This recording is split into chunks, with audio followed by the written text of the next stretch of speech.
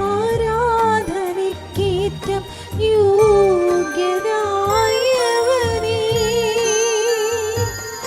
അനശ്വരനായ തമ്പുരാനേ. കരങ്ങൾ ഉയർത്തി സ്തുതിച്ചുകൊണ്ട് ഹല്ലേലൂയ. ശക്തമായിട്ട് സ്തുതിക്കട്ടെ. ഈശോ എഴുന്നള്ളി വരികയാണ്. പരിശുദ്ധ പരമദിവ്യ കാരുണ്യമേ, അങ്ങേക്ക് ആരാധനയും സ്തുതിയും പുകഴ്ചയും ഉണ്ടായിരിക്കട്ടെ.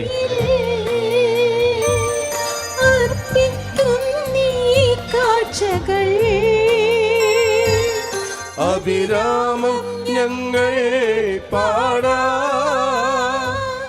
ആരാധന, ആമേൻ. ആരാധന നാദ ആരാധന. ചേർന്ന് പാടട്ടെ. ആരാധന ആരാധന നാദ ആരാധന. കരങ്ങൾ ഉയർത്തിക്കൊണ്ട് സ്തുതിക്കട്ടെ. ഹല്ലേലൂയ. കർത്താവേ, സങ്കീർത്തനം 34 പ്രാർത്ഥിക്കുന്നു. കർത്താവേ, അവിടത്തെ നോക്കിയവർ പ്രകാശിതരായി.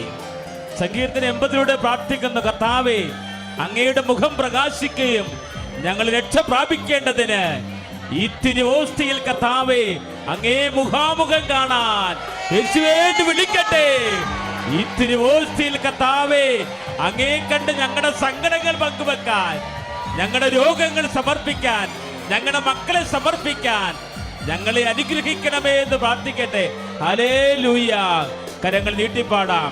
ഈ തിരുവോസ്തിയിൽ, ഈ തിരുവോസ്തിയിൽ കാണുന്നു ഞാൻ ഈശോയി നിൻ ദിവ്യരൂപം. ചേർന്ന് പാടാം.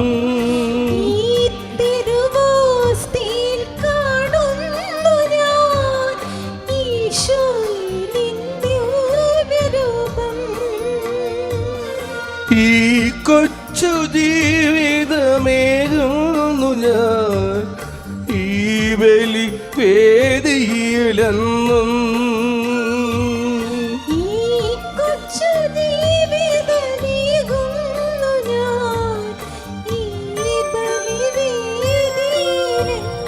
കരങ്ങൾ ഉയർത്തി വീശിക്കൊണ്ട് അതിമോദം ഞങ്ങൾ പാടാ ആരാധന ആരാധന നാദ ആരാധന. കരങ്ങൾ ഉയർത്തിക്കൊണ്ട് സ്തുതിക്കട്ടെ. Hallelujah hallelujah hallelujah hallelujah hallelujah. അമ്മേ, പരിശുദ്ധ ദൈവമാതാവേ, കൃപാസന മദ്ധാരയിൽ പ്രത്യക്ഷയായ വാഗ്ദാന പേടകമേ, വരാൻ പോകുന്ന ദുരന്തത്തെ മുൻകൂട്ടി അറിയിച്ച അമ്മേ ദൈവമാതാവേ, ഉടമ്പടിയിൽ സമർപ്പിച്ച അത്ഭുതങ്ങളും അടയാളങ്ങൾ പ്രവർത്തിക്കാൻ സർവേശ്വരോട് പ്രാർത്ഥിക്കണമേ. ചേർന്ന് പാടാം. മണ്ണിൽ രക്ഷകദീപം എല്ലാവരും.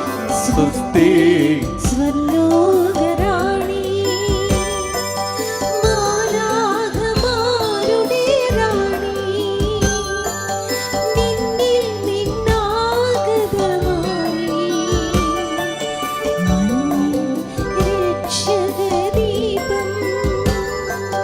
കന്യേ മഹത്വം പിറന്ന കരങ്ങൾ ഉയർത്തിക്കൊണ്ട് കന്യേ മനോഹരി തായേ.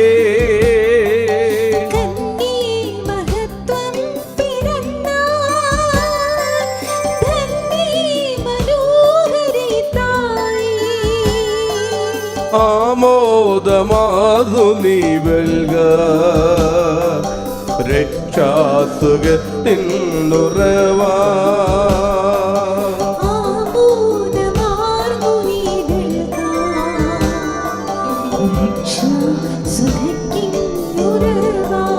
ഒരുമിച്ച് പാടുക.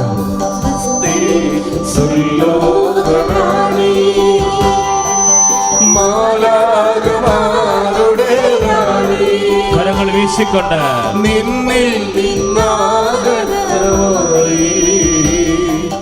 മണ്ണിൽ രക്ഷകദീപം. ഏറ്റു പ്രാർത്ഥിക്കുക. അമ്മേ, പരിശുദ്ധമ്മേ, ദൈവമാതാവേ, ദൈവമാതാവേ, കൃപാസനത്തിലൂടെ ഞങ്ങൾക്കും ഞങ്ങളുടെ ദേശത്തിനും അമ്മ മാധ്യസ്ഥ തേടി തന്ന എല്ലാ അനുഗ്രഹങ്ങൾക്കും കൃപകൾക്കും ഞങ്ങളിപ്പോൾ നന്ദി പറയുന്നു.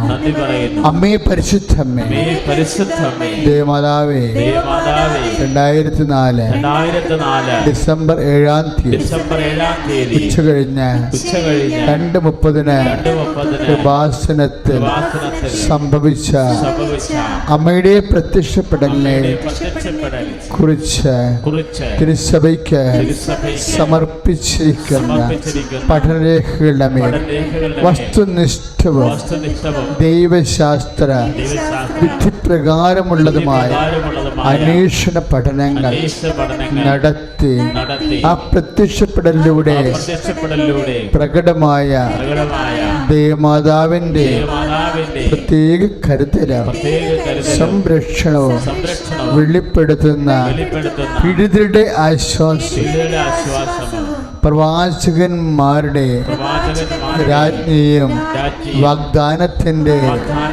പേടകവും പ്രപഞ്ച പ്രകൃതിയുടെ മാതാവുമായ പരിശുദ്ധ അമ്മയുടെ ഭക്തി തിരുസഭയിൽ കൂടുതൽ പ്രചരിച്ച് ജീവിതത്തിന്റെ ദുരന്ത അവസ്ഥകളിൽ അകപ്പെട്ട് കഴിയുന്ന അനേകായിരം മക്കൾക്ക് ദൈവത്തിന്റെ സാന്നിധ്യവും സന്ധിപ്പും കൂടുതൽ അനുഭവിക്കുക വഴി ആത്മീയ വിശുദ്ധിയും ദൈവശക്തിയും കൈവരിക്കുവാൻ ഞങ്ങളുടെ കുടുംബങ്ങളെ ഇടയാക്കണമേ. അമ്മേ പരിശുദ്ധമ്മേ ദേവമാതാവേ ഭൂസ്വലോകങ്ങളുടെ രാജ്ഞിയായ അങ്ങേക്ക് ഭൗമ സംരക്ഷണത്തിന് പ്രപഞ്ച പ്രകൃതിയത്തിന് തിരുസഭ പ്രതിഷ്ഠിക്കുവാൻ ഈ പ്രത്യക്ഷീകരണം വഴി ഇടയാക്കണമേ. പരിശുദ്ധമ്മേ ജപമാല മാതാവ് സകല കൃപാസനം പ്രാർത്ഥനയോടും ചേർന്ന് ഞങ്ങളിപ്പോൾ പ്രാർത്ഥിക്കുന്ന ഈ കുടുംബത്തിന്റെ പ്രത്യേക നിയോഗം ഉടമ്പടി ചെയ്തവർ ഉടമ്പടി നിയോഗമാണ് പരിശുദ്ധ അമ്മ വഴി ദിവ്യകാരുണ്യീശോയ്ക്ക് സമർപ്പിക്കേണ്ടത്. ഉടമ്പടി ചെയ്യാത്തവർ എന്തിനു വേണ്ടിയാണോ എൻ്റെ സഹോദരങ്ങൾ കർത്താവിൻ്റെ ആലയത്തിലെത്തിയത് ആ വിഷയം പരിശുദ്ധ അമ്മ വഴി ഈശോയ്ക്ക് മൗനമായി സമർപ്പിക്കുക.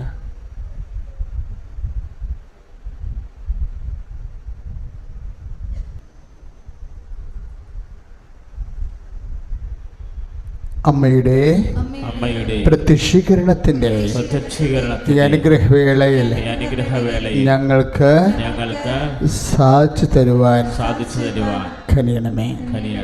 സ്തുതിയുടെ ഹല്ലേലൂയ.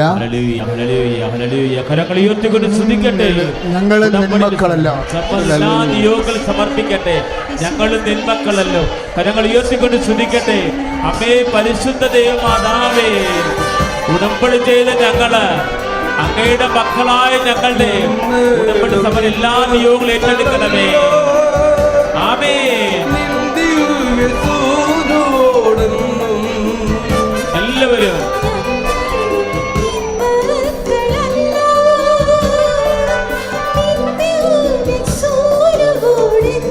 കരങ്ങൾ ഉയർത്തി കനിവാർന്നു പ്രാർത്ഥിക്കത്താവേ സ്നേഹം നിറഞ്ഞവൾ നീ. ചേർന്ന് പാടാം.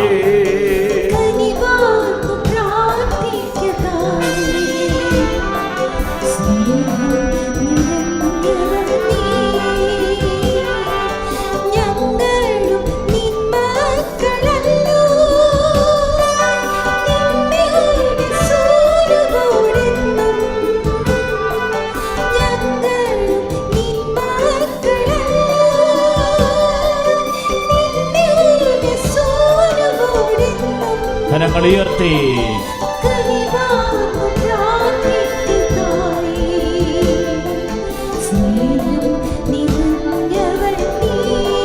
കനിവാർന്നു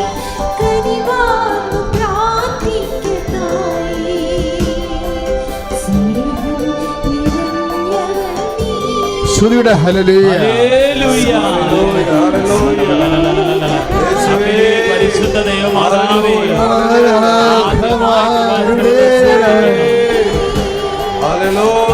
പരിശുദ്ധ ദൈവമാതാവേ, ആദ്യമായി ദിവസം കൃപാസനത്തിൽ വന്നിട്ടുള്ളവര്, ആദ്യമായി ആരാധന കൂടി പ്രാർത്ഥിക്കുന്നവര്, യൂട്യൂബിൽ കണ്ട് പ്രാർത്ഥിക്കുന്നവര്, അവരെല്ലാം അമ്മയുടെ പാദത്തിൽ സമർപ്പിക്കുന്നു.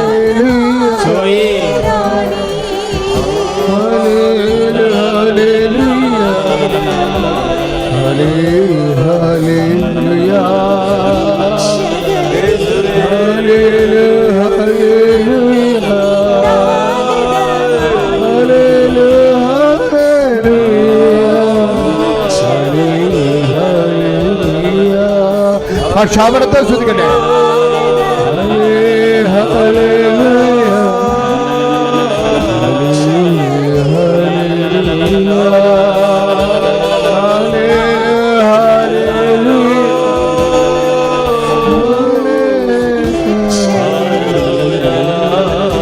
ഭാഷാപരത്തോടെ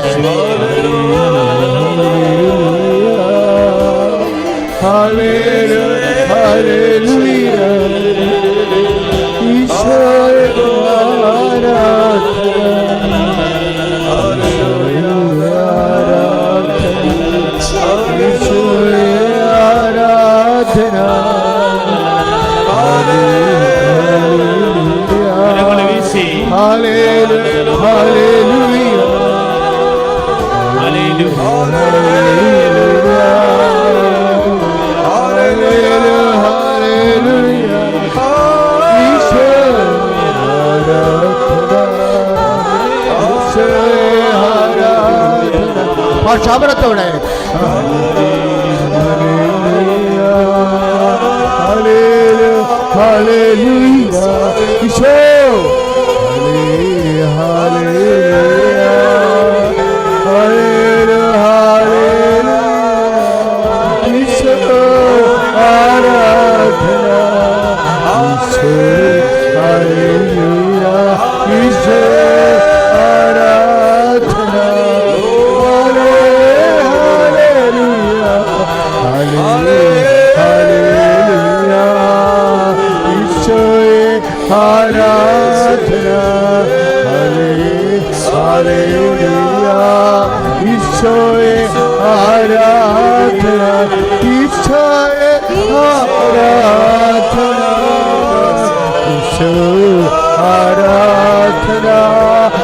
ഭാഷാപരത്തോടെ ആരാധന ആരാധന ഈശോയെ ഹല്ലേലൂയ ഈശോയെ ഹല്ലേലൂയ ഈശോ ആരാധന ഈശോ ആരാധന ഈശോ ഹല്ലേലൂയ ഈശോയെ ആരാധന ഈശോയെ ആരാധന ഈശോയെ ആരാധന ഹല്ലേലൂയ ഹല്ലേലൂയ ഈശോ ആരാധന ദൈവമേ ആരാധന ഈശോ ആരാധന ദൈവമേ ആരാധന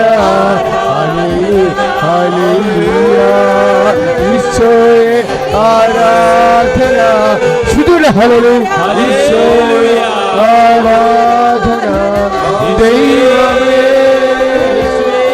ദൈവമേ ദൈവമേ ദൈവമേ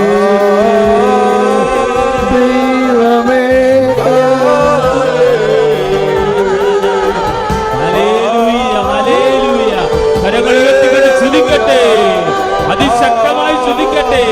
രോഗ ദുരിതങ്ങൾ സമർപ്പിക്കട്ടെ, നിയോഗങ്ങൾ സമർപ്പിക്കട്ടെ, കടഭാരങ്ങൾ സമർപ്പിക്കട്ടെ, ജീവിത വിഷമതകൾ സമർപ്പിക്കട്ടെ, സോറിയാസിസ് രോഗങ്ങൾ, കോടതി കേസുകൾ സമർപ്പിക്കട്ടെ, കുടുംബ സമാധാന അവസ്ഥകൾ, കുടുംബത്തിൽ പ്രാർത്ഥനകൾ നിരച്ചവസ്ഥകൾ, ചിന്തകള്, പ്രേമബന്ധങ്ങള്, മദ്യത്തിലും മാത്സര്യലഹരിയിലും അടിമപ്പെട്ട ജീവിത പങ്കാളി, മക്കള് സമർപ്പിച്ച് പ്രാർത്ഥിക്കട്ടെ. തൊഴിൽ രഹിതര്, ഈശോ ക്രൂശിക്കപ്പെട്ടവനെ,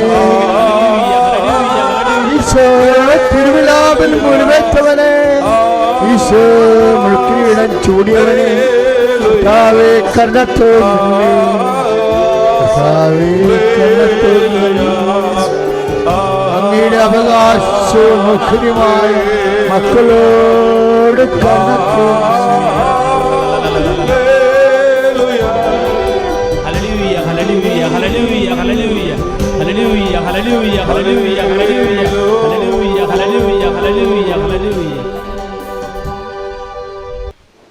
എൻ്റെ പേര് നെബു. ഞാൻ കളത്തൂക്കടവ് എന്ന് പറയുന്ന സ്ഥലത്തു നിന്നാണ്, ഇരാറ്റുപേട്ടയ്ക്കടുത്തുള്ള കളത്തൂക്കടവ് എന്ന് പറയുന്ന സ്ഥലത്തു നിന്നാണ് വരുന്നത്. ഞാൻ ആദ്യമായിട്ട് ഈ കൃപാസനത്തെക്കുറിച്ച് അറിയുന്നത് എൻ്റെ അടുത്ത് ഒരു ചെറിയൊരു വാടക വീട്ടിൽ വാടകയ്ക്ക് താമസിക്കാൻ വന്ന ഒരാളിൽ നിന്നാണ് ഞാൻ ഈ കൃപാസനത്തിൻ്റെ പ്രവർത്തനങ്ങളെക്കുറിച്ച് അറിയുന്നത്. അവർ എന്നോടിങ്ങനെ പറഞ്ഞ് പലർക്കും ഇങ്ങനെ സാക്ഷ്യങ്ങൾ കിട്ടുന്നു. അപ്പം ഞാൻ അത്രയും വലിയ കാര്യമായിട്ടൊന്നും എടുത്തില്ല. ഞാൻ കേട്ടു, അതിനെ നിന്ദിച്ചൊന്നുമില്ല. പോയിട്ട് ജസ്റ്റ് ഒന്ന് മനസ്സിലാക്കി കേട്ടങ്ങ് പോയി. അത് കഴിഞ്ഞ് പിന്നെ എനിക്ക് കുറച്ച് സാമ്പത്തിക ബുദ്ധിമുട്ടുകളൊക്കെ വന്നപ്പം എൻ്റെ ഒരു സ്ഥലം വിൽക്കാൻ വേണ്ടിയിട്ട് ഞാനിങ്ങനെ പലരെ ഇങ്ങനെ കാണിച്ചൊരു കുറച്ച് കൊല്ലങ്ങളായിട്ട് മുന്നോട്ട് പോയി. അത് കച്ചവടമൊന്നും നടന്നില്ല. അങ്ങനെ നിന്നിരുന്ന സമയത്ത് ഞാൻ ഇവിടെ വരണമെന്ന് ആഗ്രഹിച്ചു. ആ സമയത്ത് കൊറോണയായിരുന്നു. കൊറോണയുടെ സമയത്ത് ഇവിടെ ഉടമ്പടി അങ്ങനെയുള്ളതൊന്നും നടക്കുന്നില്ലായിരുന്നു. അങ്ങനെ എൻ്റെ ഭാഗ്യമെന്ന് പറയാം, ഓൺലൈൻ ഉടമ്പടി സ്റ്റാർട്ട് ചെയ്തു. ആ സമയത്ത് ഞാൻ ഓൺലൈനിൽ ഉടമ്പടി എടുത്തു. ഏതാണ്ട് 2021 ഇത് എടുക്കുന്നത്. അത് കഴിഞ്ഞൊരു ഏകദേശം ഒരു 1.5-2 മാസത്തിനുള്ളിൽ ഒരു ദിവസം എനിക്കിങ്ങനെ ഒരു തോന്നലുണ്ടായി. അതിനു മുമ്പ് എന്നെ ഇടയ്ക്കൊരു കച്ചവടത്തിന് വേണ്ടി വിളിച്ചൊരു ബ്രോക്കറെ ഒന്ന് വിളിക്കണമെന്ന്. ഞാൻ ജസ്റ്റ് ഒന്ന് വിളിച്ചു പുള്ളിയെ വിളിച്ചു കഴിഞ്ഞപ്പോഴത്തേന് പുള്ളി പറഞ്ഞു, അയ്യോ ഞാൻ ഒരു ക്ലയൻറ്റിനെ അതിൻ്റെ തൊട്ടടുത്തുള്ള ഒരു സ്ഥലം ഒന്ന് കൊണ്ട് കാണിച്ചേച്ച് വന്നിരിക്കുകയാണല്ലോ. പുള്ളിക്ക് ആ സ്ഥലം നല്ലപോലെ ഇഷ്ടപ്പെടുകയും ചെയ്തു. അങ്ങനെ ഇരിക്കുകയാണ്, എന്നാലും വേണ്ടില്ല ഞാനൊന്ന് ചോദിച്ചു നോക്കാം എന്നും പറഞ്ഞ് പുള്ളി പിന്നെ വിളിക്കാമെന്ന് പറഞ്ഞു വെച്ചു. അത് കഴിഞ്ഞൊരു അരമണിക്കൂർ കഴിഞ്ഞപ്പോൾ തന്നെ എന്നെ വിളിച്ചിട്ട് പറഞ്ഞു, ഞാൻ പുള്ളിയെ കൊണ്ട് ആ സ്ഥലം കാണിച്ചു, പുള്ളിക്ക് നല്ല രീതിയിൽ ഇഷ്ടപ്പെട്ടു, പുള്ളി സംസാരിക്കാൻ വരാൻ ആഗ്രഹിക്കുന്നു എന്ന് പറഞ്ഞു. അങ്ങനെ അന്ന് തന്നെ അവർ വൈകുന്നേരം എൻ്റെ വീട്ടിൽ വന്ന് സംസാരിക്കുകയും ജസ്റ്റ് ഒരു നെഗോഷിയേഷൻ എന്നുള്ള രീതിയിൽ പുള്ളി വിലയെക്കുറിച്ച് സംസാരിച്ചു. പക്ഷേ ഞാൻ പറഞ്ഞു, ഞാൻ എൻ്റെ ലാസ്റ്റ് വിലയായിരുന്നു പുള്ളിയോട് പറഞ്ഞിരുന്നത്, അതിലെനിക്ക് താക്കാനൊന്നുമില്ല എന്ന് ഞാൻ പുള്ളിയോട് പറഞ്ഞു. അന്നേരത്തിന് പുള്ളി പറഞ്ഞു, എനിക്കിന്ന് വീട്ടുകാരെ കൂടെ ഒന്ന് കൊണ്ടേ കാണിക്കണം. എന്നിട്ട് പുള്ളി വീട്ടുകാരെ അടുത്ത ദിവസങ്ങളിൽ കൊണ്ടേ കാണിച്ചിട്ട് ഞാൻ പറഞ്ഞിരുന്ന ആ വിലയിൽ തന്നെ അത് കച്ചവടമാക്കി. അതുകൂടാതെ എന്നോടൊരു 3 മാസ സമയം ചോദിച്ചു. അത് കഴിഞ്ഞിട്ട് പുള്ളി എന്നോട് പറഞ്ഞിരുന്നു, ഞാൻ പരമാവധി നേരത്തെ തീർക്കും, അത് ഒരു 1 മന്തിനുള്ളിൽ തന്നെ ആ കരാറ് പൈസ അതൊന്ന് കംപ്ലീറ്റ് ചെയ്യുകയുണ്ടായി. അത് കഴിഞ്ഞ് പിന്നെ എനിക്ക് കിട്ടിയ അനുഗ്രഹം എന്ന് പറയുന്നത്, ഞാൻ മാതാവിനോട് എൻ്റെ മോള് എൻ്റെ കൂട്ടത്തിൽ നിൽക്കുന്നു. 10ാം ക്ലാസ്സിൽ പഠിക്കുന്ന സമയത്ത് അവൾ അതിനു മുമ്പ് നല്ല രീതിയിൽ പഠിച്ചുകൊണ്ടിരുന്നതായിരുന്നു. 7-8 ക്ലാസ്സുകളിലൊക്കെ നല്ല രീതിയിൽ പഠിച്ച് മാർക്കൊക്കെ സ്കോർ ചെയ്തിരുന്നായിരുന്നു. 10ാം ക്ലാസ്സിൽ വന്നപ്പോൾ തന്നെ അവൾ CBSEയിൽ നിന്ന് സ്റ്റേറ്റ് സിലബസിലേക്ക് മാറി വന്നു. അപ്പോൾ അവൾക്ക് കണ്ടമാനം ബുദ്ധിമുട്ടുകളായി. പഠനത്തിൽ പഠിക്കുന്നതൊന്നും ഓർത്തിരിക്കുന്നില്ല. CBSEയിലെ സിസ്റ്റമല്ല സ്റ്റേറ്റിലേക്ക് വന്നു കഴിഞ്ഞപ്പം അങ്ങനത്തെ കുറേ ബുദ്ധിമുട്ടുകളും ടെൻഷൻസും. അപ്പോൾ ഞാൻ എൻ്റെ നിയോഗത്തിൽ കൊച്ചിന് നല്ല പഠിക്കാനുള്ള കഴിവ് കൊടുക്കണേ, പഠിക്കുന്നെല്ലാം ഓർത്തിരിക്കാനുള്ള കഴിവ് നൽകണമെന്ന് പ്രാർത്ഥിച്ച് നിയോഗം വെച്ചു. ആദ്യ പരീക്ഷകളിലൊക്കെ, അതായത് നമ്മുടെ പ്രിലിമിനറി പരീക്ഷകളിലൊക്കെ കുറേ വിഷയങ്ങൾക്ക് ഫെയിലാകുകയും ഒക്കെ ചെയ്തിരുന്നു. ചില മോഡൽ പരീക്ഷയ്ക്ക് ഒന്നും അറിയത്തില്ല എന്ന് പറഞ്ഞ് കരഞ്ഞ് ചില പരീക്ഷകൾക്കൊക്കെ പോകാതിരിക്കുക വരെ ചെയ്തിരുന്നു. എങ്കിലും ഫൈനൽ പരീക്ഷ വന്നപ്പോൾ അവൾക്ക് 9 A+ഉം 1 B+ ലഭിച്ചു. അങ്ങനെ നല്ല മാർക്ക് കിട്ടി. അവളുടെ ക്ലാസ്സിൽ, ആണുങ്ങളും പെണ്ണുങ്ങളും ഉള്ള ക്ലാസ്സിൽ പെണ്ണുങ്ങളിൽ ടോപ്പായിട്ട് സ്കോർ ചെയ്ത് വിജയിക്കാൻ സാധിച്ചു. അതുപോലെ ഈ പറഞ്ഞ ഉടമ്പടി കാശരൂപവും ഉപയോഗിച്ച് പ്രാർത്ഥിക്കും. എണ്ണ നെറ്റിയിൽ വരച്ച് കുരിശ് വരച്ചാണ് പരീക്ഷയ്ക്കൊക്കെ വിട്ടിരുന്നത്.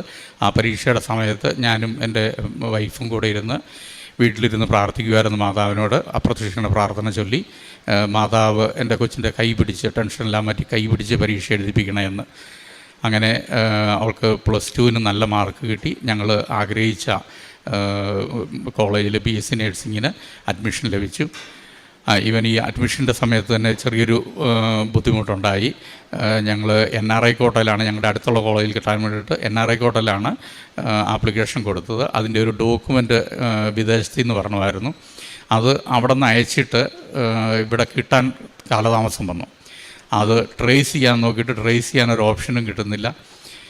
അങ്ങനെ ഇരുന്ന് അഡ്മിഷൻ എടുക്കേണ്ട എൻ്റെ ലാസ്റ്റ് ഡേറ്റ് ആയി. അതിൻ്റെ തലേദിവസം വരെയും ഡോക്യുമെൻ്റ് കിട്ടിയിട്ടില്ല. ട്രേസ് ചെയ്യാനൊരു മാർഗവും കിട്ടുന്നില്ല.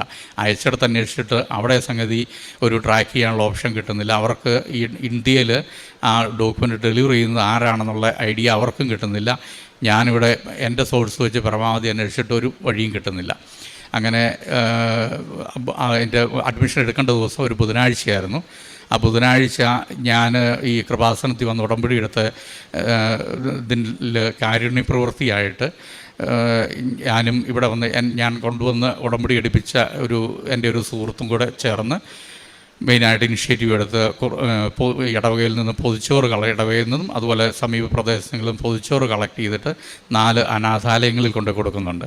അപ്പോൾ അതിന് പോകാതിരിക്കാൻ മേലെ ബുധനാഴ്ച കളക്ട് ചെയ്ത് കൊണ്ടുപോയി കൊടുക്കേണ്ടതാണ്. കാരണം ഒരു 100-150 ആൾക്കാർ ഉച്ചയ്ക്ക് ഭക്ഷണത്തിനായിട്ട് നോക്കിയിരിക്കുന്നതാണ്.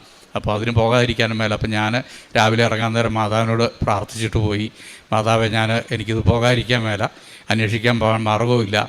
അപ്പം ഇത് ഞാൻ കൊണ്ടുപോയി കൊടുത്തിട്ട് വരുമ്പോഴത്തേന് എങ്ങനെയെങ്കിലും മാതാവ് എനിക്ക് ഈ ഡോക്യുമെൻ്റ് ഒന്ന് വീട്ടിലെത്തിച്ച് തരണമേ.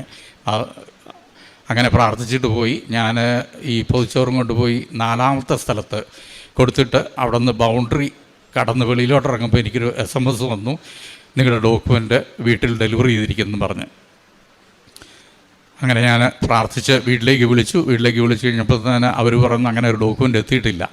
പക്ഷേ എനിക്ക് ആ മെസ്സേജിനകത്ത് ആ ഡെലിവറി ചെയ്യുന്ന കമ്പനിയുടെ പേരും ഡീറ്റെയിലും കിട്ടി. അത് വെച്ചിട്ട് ഞാൻ ആ ഒരു മാതാവ് എനിക്ക് ഒരു അടയാളം തന്നു. അപ്പോൾ ആ അടയാളം വെച്ചിട്ട് ഞാൻ ആ കൊറിയർ കമ്പനിയിൽ ചെന്ന് ആ ഡോക്യുമെൻ്റ് കളക്ട് ചെയ്ത് അത് മേടിച്ച് കോളേജിൽ 4 മണി വരെയാണ് അഡ്മിഷൻ്റെ ടൈം ഉണ്ടായിരുന്നത്. ഞങ്ങൾ ആ ഡോക്യുമെൻ്റ് കളക്ട് ചെയ്ത് 3:45 കോളേജിലെത്തി അഡ്മിഷൻ എടുത്തു. പിന്നെ ഞാൻ പ്രേക്ഷിത പ്രവർത്തനത്തിൽ ചെയ്യുന്നത് ഒന്ന് ഈ പറഞ്ഞ പോലെ എൻ്റെ ഒരു സുഹൃത്തുമായിട്ട് ചേർന്ന് ഞങ്ങൾ ഒരു ഇടവകയിലൊരു സംഘടനയിൽ പ്രവർത്തിക്കുന്നുണ്ട്.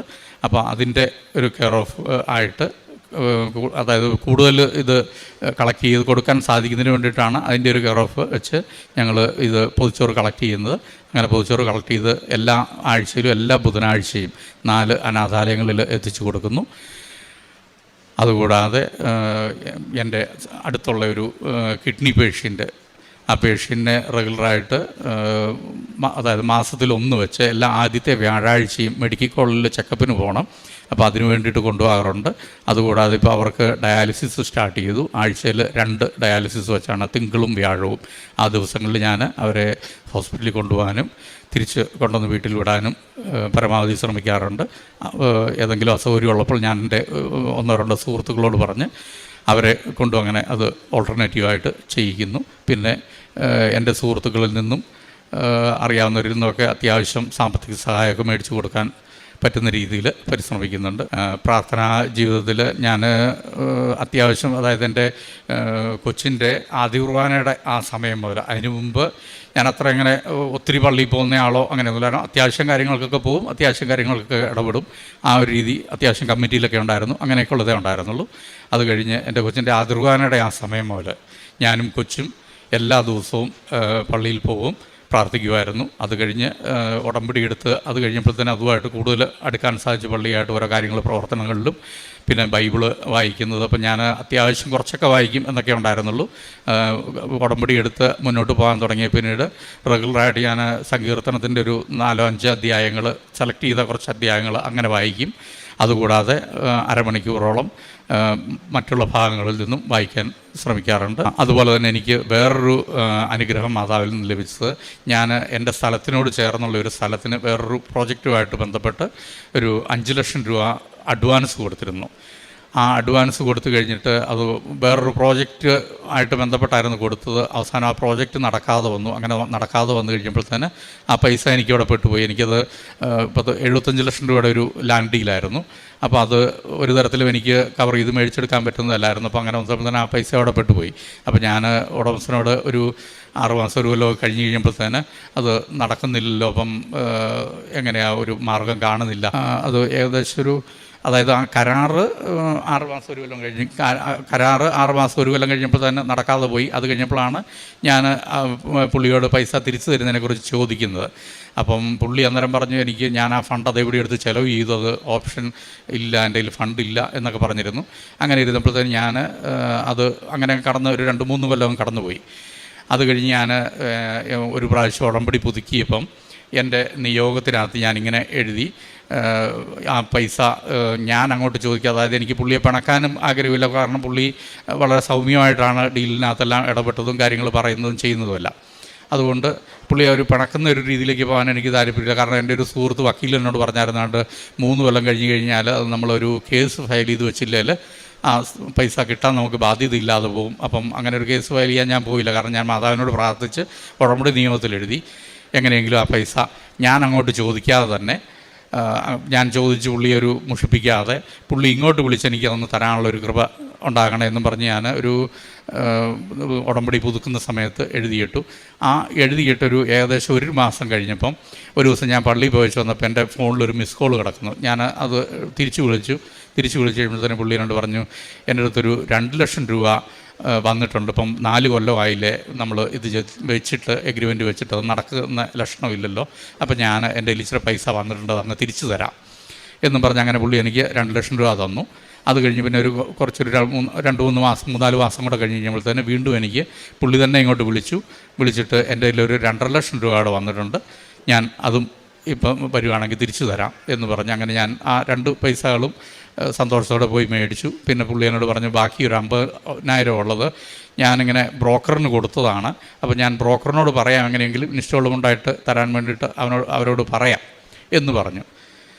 അങ്ങനെ എനിക്ക് ആ 5 ലക്ഷം രൂപയിൽ 4.5 ലക്ഷം രൂപയും തിരികെ ലഭിച്ചു. ഞാൻ അങ്ങോട്ട് ചോദിക്കാതെ കൊണ്ട് തന്നെ മാതാവ് ആ ആളെ പ്രേരിപ്പിച്ച് എനിക്കത് തിരിച്ചു തരിപ്പിച്ചു. ഞാനതുപോലെ പ്രേക്ഷിത പ്രവർത്തനത്തിൽ ചെയ്യുന്ന വേറൊരു കാര്യം, പത്രം മിക്കവാറും സംഗതി എല്ലാ മാസത്തിലും ഞാൻ പരമാവധി മാസങ്ങളിൽ വന്നു പോകാൻ ശ്രമിക്കാറുണ്ട്. ഏതെങ്കിലും അവസരത്തിൽ എനിക്ക് സാധിക്കാതെ വന്നു കഴിഞ്ഞാൽ ഞാൻ ഇവിടെ കൊണ്ടുവന്ന് ഉടമ്പടി എടുപ്പിച്ചിട്ട ആൾക്കാരുണ്ട്. ഉടമ്പടി അവർ പുതുക്കാൻ വരിക. ആ സമയങ്ങളിൽ എനിക്കിവിടെയുള്ള പത്രം മേടിച്ചുകൊണ്ടുവരാൻ ആവശ്യപ്പെട്ടിട്ട് അത് മാസങ്ങളിൽ വിതരണം ചെയ്യാറുണ്ട്. ഞാൻ പരമാവധി ശ്രമിക്കാറുണ്ട് വരാൻ വേണ്ടിയിട്ട്. ഈയിടെ ഒരു 4-5 മാസമായിട്ട് ഒന്ന് എൻ്റെ മമ്മി മരിച്ചു, പിന്നെ ഫാദറിലോ മരിച്ചു, അങ്ങനെയൊക്കെയുള്ള പ്രശ്നങ്ങൾ കാരണം കുറച്ച് നാളായിട്ട് വരാൻ സാധിച്ചില്ല. അല്ലെങ്കിൽ ഞാൻ എല്ലാ മാസം എന്ന് പറഞ്ഞാൽ പരമാവധി വരുന്നുണ്ട്. ആ കൂട്ടത്തിൽ ഞാൻ വരുന്ന കൂട്ടത്തിൽ 3-4 പേരെ, അതായത് ഞാൻ പത്രം കൊടുക്കുന്നതിനകത്ത് നിന്ന് താല്പര്യം പറയുന്ന ആൾക്കാരെയും അല്ലാത്തവരെയും സംസാരിച്ചിട്ട് താല്പര്യം പറയുന്നവരെയും ഇവിടെ കൂട്ടിക്കൊണ്ട് വരാറുണ്ട്. അവർ ഉടമ്പടി എടുക്കുകയും അത് റെഗുലറായിട്ട് പുതുക്കാറുമുണ്ട്. എൻ്റെ കൂടെ തന്നെ വന്ന് പലരും പുതുക്കാറുണ്ട്. അതുകൂടാതെ എൻ്റെ കൂട്ടത്തിൽ വന്ന് എടുത്തതിൽ 1-2 ആൾക്കാർ സാക്ഷ്യം പറഞ്ഞിട്ടുണ്ട്. ഒരാൾക്ക് മക്കളില്ലായിരുന്നു, അവർ വന്ന് ഉടമ്പടി എടുത്ത് അവർക്ക് ഒരു മകനെ ലഭിച്ചു. അതിനവർ വന്ന് സാക്ഷ്യം പറഞ്ഞിരുന്നു. അതുകൂടാതെ ഇന്ന് എൻ്റെ കൂടെ ഒരാൾ വന്നിട്ടുണ്ടായിരുന്നു. അവർക്കും ഒരു അനുഗ്രഹം കിട്ടി. അവർ വെളിയിൽ പുറത്തേക്ക് പോകാൻ വേണ്ടിയിട്ട് ഒരു പരിശ്രമത്തിലായിരുന്നു, അത് നടക്കുന്നില്ലായിരുന്നു. അങ്ങനെ ഇരുന്നപ്പം സഡൻലി ഈ മാസം അവർക്ക് അതിനുള്ള ഓഫർ കിട്ടുകയും അവർ ഈ മാസം 24-ാം തീയതി പുറത്തേക്ക് പോവുകയാണ്.